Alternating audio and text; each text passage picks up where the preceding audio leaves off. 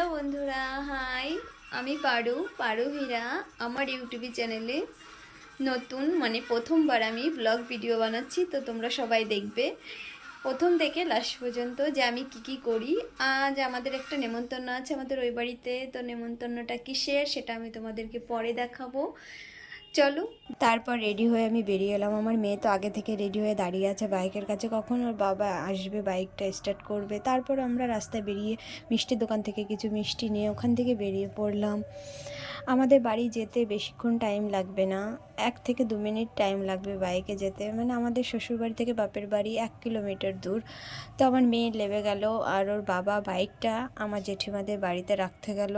আমার মেয়ের আগে আগে যাওয়া দেখে ওর দিদা বাইরে বেরিয়ে এলো। তারপর আমরা অনেকক্ষণ বসেছিলাম, বসে গল্প করছিলাম। তখন ওর মেসো মাসি আর ওর বোনও ঢুকছিল, তো আমি ভিডিও করছিলাম বলে ও খুব লজ্জা পেয়ে যাচ্ছিল। তো আমাকে বলছে, তুই কি ভিডিও করছিস? আমি বললাম হ্যাঁ।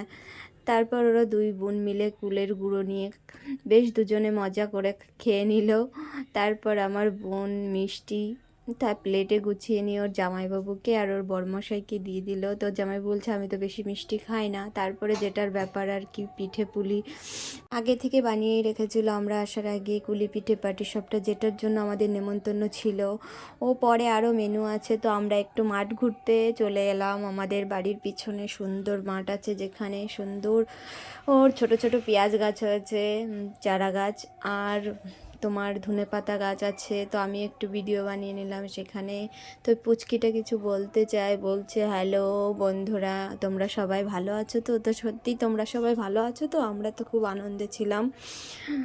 তো তারপর আমি কি করব, আর আমরা একটু ভিডিও করে নিলাম মাঠে। তো তারপর বাড়িতে ফিরে এসে আমার বোন বললো আমি কিছু পিঠে বানিয়ে নিই। তো পিঠে বানানোর পরে সেগুলোকে আমি দিয়ে দিলাম আমার বরমশাইকে ও আমার বোনের বরকে।